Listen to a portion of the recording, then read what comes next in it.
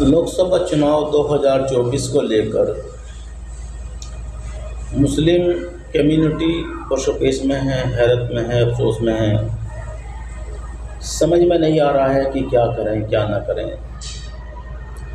मैं उत्तर प्रदेश का वासी हूँ, तो ख़ासतौर से यूपी की ही बात करूँगा, उत्तर प्रदेश की ही बात करना चाहूँगा। 1975 के दशक में, 70 के दशक में कांग्रेस पार्टी ने इमरजेंसी लगाई और नसबंदी लागू की। मुसलमान दुखी था। सरकारी आदेश तो नहीं थे, लेकिन प्राइवेट स्तर पर ये सच्चाई थी कि मुसलमानों को 10 केस देने होंगे यदि सरकारी मुलाजमत पर रहना है तो। मुसलमान भागे, जंगलों में छुपे, दूर इलाकों में रहे जाकर। कांग्रेस की सरकार गिरी तो पीछे छूटा।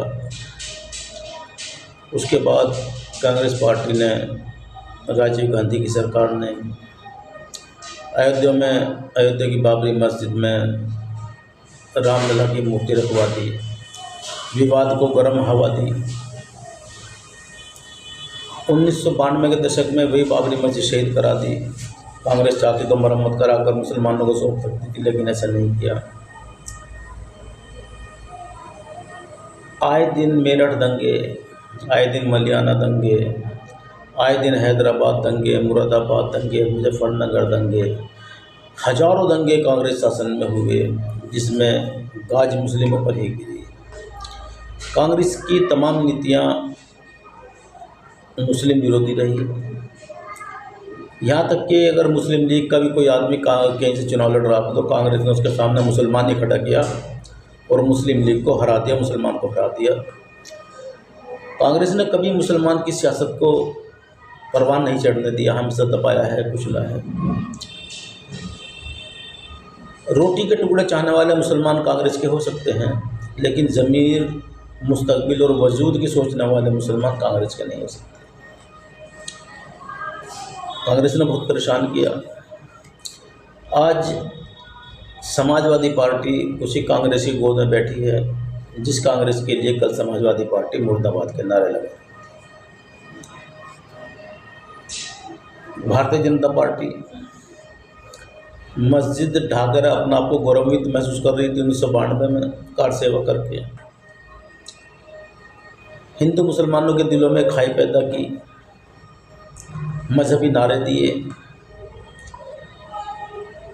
मुसलमानों को वतन तक छोड़ने की मुहिम चलाने का प्रयास किया। NRC वगैरह, CA वगैरह के सामने ही है। हमारी पतीलियाँ खोल कर देखी गई, मुसलमानों के फ्रिज खोल कर देखे गए।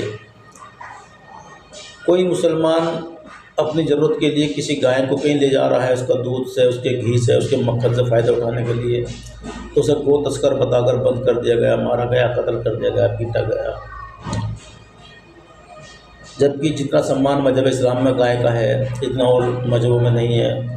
क्योंकि कुरान के मुताबिक एक फरिश्ता है जो गाय की शक्ल में है, जिसके 12,000 सींग हैं और उसके सींगों पर यह ज़मीन थमी हुई है। ये अल्लाह का हुक्म है और तरतीब है।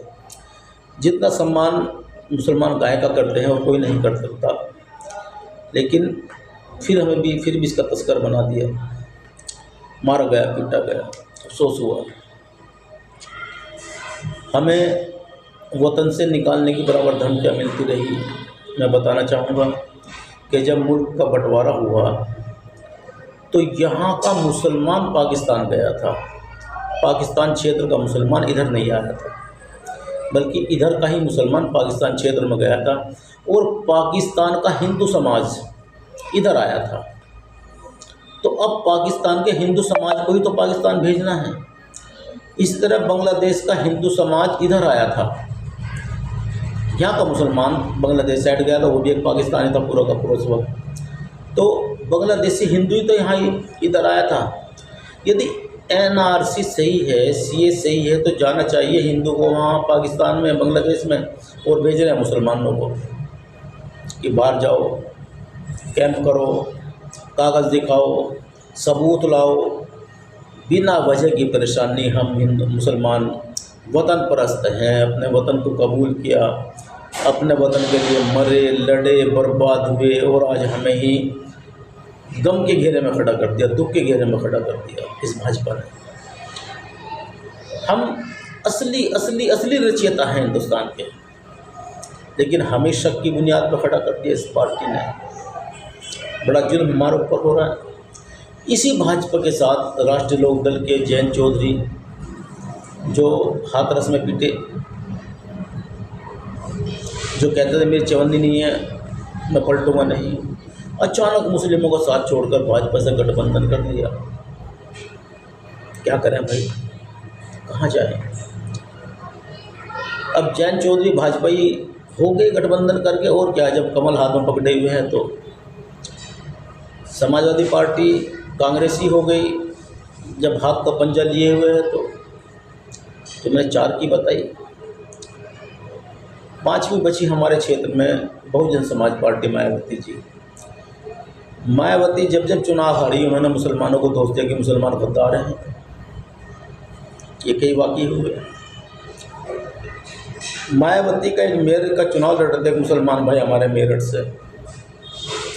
मायावती ने खुद जनसभा करके अपने ही बसपा के प्रत्याशी, हाथी के निशान वाले प्रत्याशी के लिए कह दिया कि इस मुसलमान को कोई भी वोट ना दे, सब भाजपा को वोट दें। यानी अपने प्रत्याशी को हराने के लिए भाजपा का समर्थन कर बैठी, भाजपा को जितवा रही।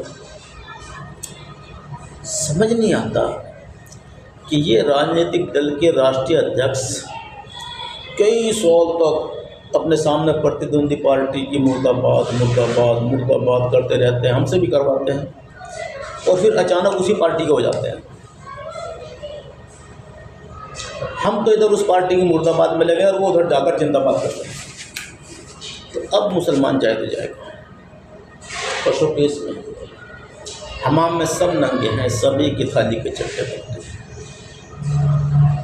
ये खुद अपनी खुदगर्जी की राजनीति कर रहे हैं, सियासत कर रहे हैं। ना इन्हें वतन से मतलब है, ना इन्हें कौम से मतलब है। मुसलमानों को वोट चाहिए बस, हैं सभी, कहीं तक चले जाओ। तो यहाँ मैं ये कहना चाहूँगा कि दोस्तों बुजुर्गों, लोकसभा का चुनाव का एक चरण पूरा हुआ है, बाकी चरण बहुत सारे बाकी हैं। आप इस लोकसभा चुनाव को लेकर अपने मोहल्ले में, अपने पड़ोस में, अपने मेल जोल में, अपने रिश्तेदारियों में रिश्ते ख़राब ना हो गए। जिसके जहाँ ताल्लुक़ हो वहाँ वोट दे दे, कोई हर्जा नहीं है। सब एक ही हैं ऊपर वाले। राजनीतिक दलों के लिए और प्रत्याशियों के लिए वैसा वैसे का मुद्दा ना बनाएं और ना बने। ना किसी को समझाएं कि भाई तू वहाँ ना वोट दे, वहाँ दे ले, ना किसी को रोकें ना टोकें। जो जहाँ वोट दे रहा है उसको देने दें, और हाँ वोट ज़रूर दें, ज़्यादा से ज़्यादा तादाद में दें, जहाँ आपको अच्छा लगे वहाँ दें। यही मैं इस सारी बातों का सारांश में अपील करना चाहूँगा कि कोई किसी को अच्छा बताकर उसकी तारीफ़ ना करे, बल्कि जो जहाँ वोट डालने दें, वोट डालें ज़रूर। ये राष्ट्रीय पर्व है, ये हमारी लोकतांत्रिक व्यवस्था है। बल्कि मुझे हैरत हो रही है, जो कल 19 तारीख में चुनाव हुआ है, हम तो समझ रहे थे कि 75% से ऊपर इलेक्शन जाना चाहिए, लेकिन ये 60 के इर्द गिर्द ही घूम गया। तो ये बड़ा अफसोस है। इलेक्शन 70 और 80 के दरमियान होना चाहिए, 70% हो या 80% हो। हर आदमी अपना वोट ज़रूर डाले, वोट ज़रूर डालें, चूँकि ये लोकतांत्रिक व्यवस्था ही आज नहीं तो कल हमारे हिंदुस्तान की तरक्की का बाइस बनेगा। खुदा हाफिज़, अस्सलाम वालेकुम।